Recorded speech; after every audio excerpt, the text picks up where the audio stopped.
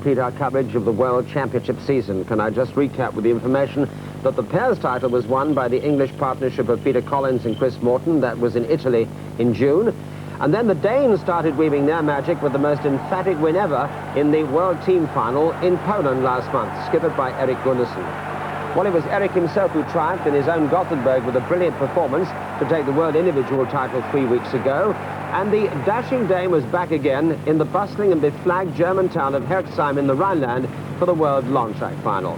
Title holder Karl Mayr was the fastest in practice and favourite for the event, and Peter Collins himself was in good form. And it's now Dave Lanning who's reporting. Peter Collins from Bellevue, Manchester, spearheads the British hopes in the 1984 championship. PC, now 30 years old, anxious to atone for disappointment in the World Speedway Championship when, of course, he was eliminated at the British final under rainy conditions at Coventry. It's raining here, it's very wet, and we can see in the Heat 2, Collins is left on the inside as Egon Müller goes clear. He's in the yellow helmet there. Flourishing briefly, we have Kai Niemi, number 11, in second place, and Collins, on a machine borrowed from former world champion Alois Weisbach, is picking his way through at the back and pretty soon makes his presence felt. Müller, 3 times champion, looking good. Niemi comfortably, it seems, in second place. But we look back and we watch for Collins, and Collins comes bursting into the picture here, as you can see, moving up into second place.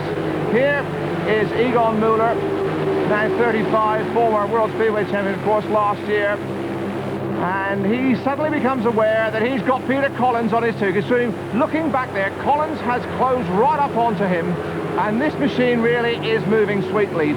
Müller, we always knew, has very, very fast motors, but Collins seems to be on a flying machine here this afternoon. He's way out there on the outside and moving up on Egon Müller. And we really have a superb piece of long track action, because the pair of them here are locked together at, what, 85 miles an hour, really putting their necks on the line, nothing in it at all, as you can see, shoulder to shoulder, a magnificent piece of speedway.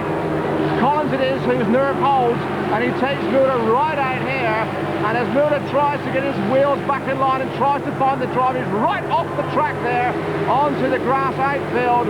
And Peter Collins has the British fans in this crowd here at Herxheim really on their toes. He's looking sharp. We know he's courageous. We know he'll get his head down and put himself around. And he really does take Egon Müller apart in this opening race for him and for Müller. And he did it in the most daredevil style. Collins moving on to take 5 points from his opening ride. Müller back in second place. That's a brilliant opening for the Mancunian.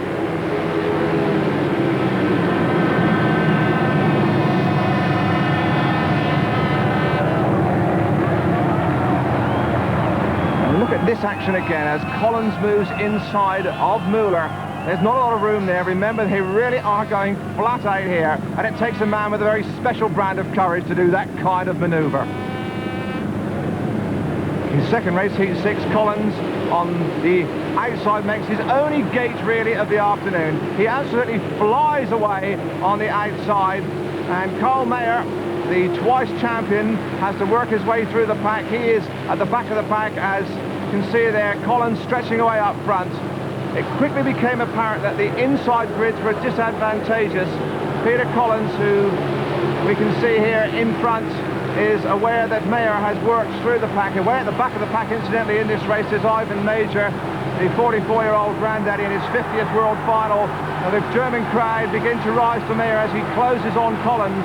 But Collins is not to be denied. Over the line is Peter Collins, so he is on maximum points. Mayr has dropped his first point.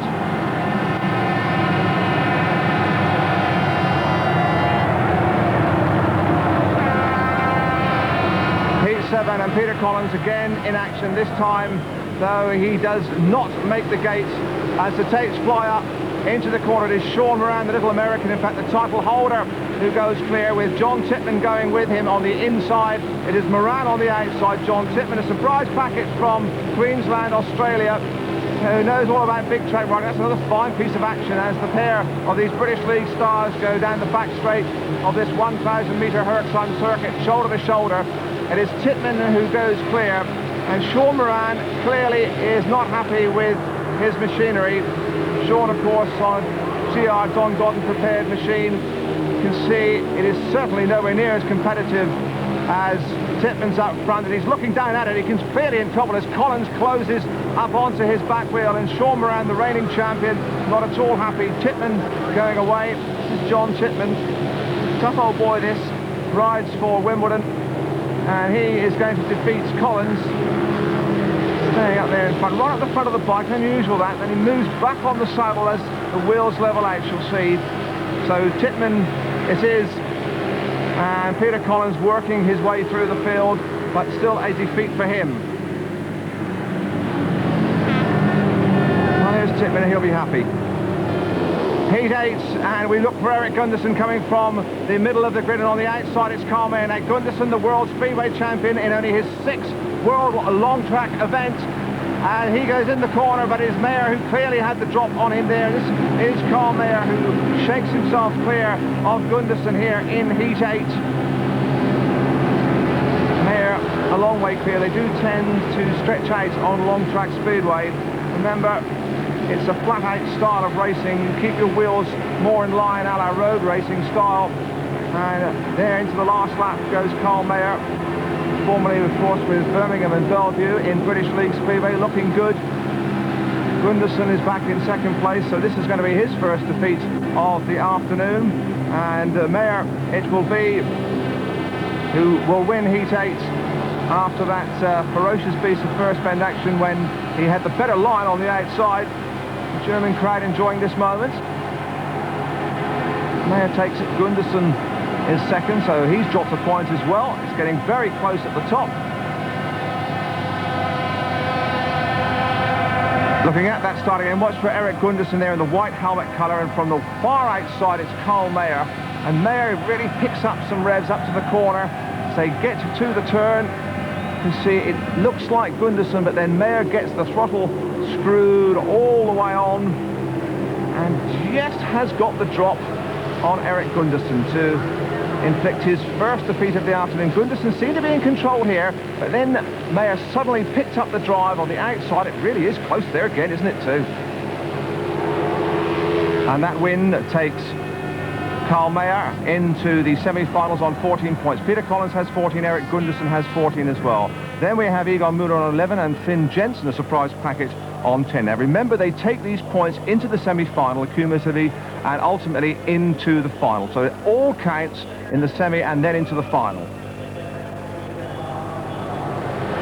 On the first semi-final, we had a surprise with Alice Drimmel, the tough Czechoslovakian who had a couple of pointless rides early on, grabbed an early lead as Carl Mayer, the German hope, closed in on him. And it looked like Mayer might just get up as they went into the last lap. Drimmel is aware of him. And then suddenly the drama which hits Speedway at any time suddenly started to pile up as Mayer closed on the last couple of corners to make his bid. We'll see as they hit these corners so quickly. Now he just seems to pick up a faceful of dirt around about. Now you can see the dirt flies up there and it's blinded him and he's off the course. And that could well be his chance gone. Drimmel goes on to win it. Finn Jensen's in 2nd place. Muller is 3rd. And there is Mayer, and he'll be disappointed as the drama there blinded clearly and out of that semi. Eric Gunderson's lightning starting technique clearly evident in the 2nd semi-final. He's number 17 in the yellow helmet you see. On his back wheel he gets to the corner in front, and it really is plain sailing from here on in. Peter Collins having to work his way through the field, clearly a handicap being inside on the grid here. Little lad from Esbjerg rides, of course, with Cradley Heath. Already he has skippered the Danes to a World Cup team final success. He's won the World Individual Speedway Championship. He's really going through a purple patch at the moment.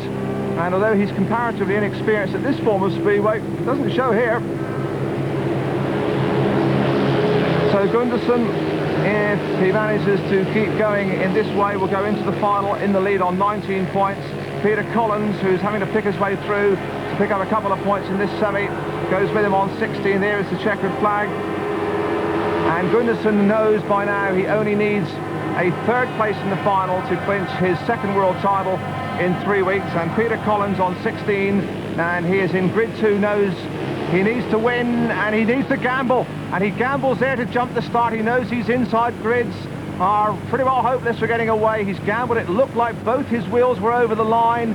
Tries to ignore the fact that he may well have been excluded. Peter Paget, very cool. But you can see the starting marshal there is getting the message from referee Mel Price and saying, who?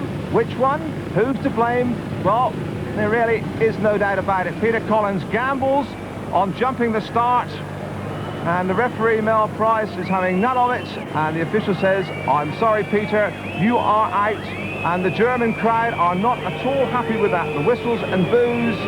They were looking forward to Collins in action, but now Gundersen, with one less rival, knows a third place only will do it. Gundersen, away he goes, another quick start from the little Cradley Heath, and he's away. But so too is Egon Müller. Müller gets around the outside. Gundersen is second, Mayer is third. And Gundersen knows that this will do as Müller stretches down the back straight. They're beginning to peel off now, and Gundersen knows he needs only to sit tight, do nothing silly, and he is going to become the world long track champion at the first time of asking. In his first world final, only one man has won both the World Speedway and Long Track Championships in 1 year. That was Ivan Major 12 years ago in 1972. But little Eric Gundersen, who packed up smoking to get himself more competitive, is really firing now. Egon Müller in front. A win here will take him into second place overall in the championship. Gundersen doing nothing silly at all. And there is the checkered flag, and the Dane has done it. Gundersen goes into the history books, and who can doubt that this little man is a very worthy world motorcycle champion. And there is the measure of the Danes' triumph in this long track final, 4 points ahead of Egon Müller of West Germany. The deposed champion Karl Mayer in third place with 17 points, and equal fourth Peter Collins and Finn Jensen. They each had 16 points. So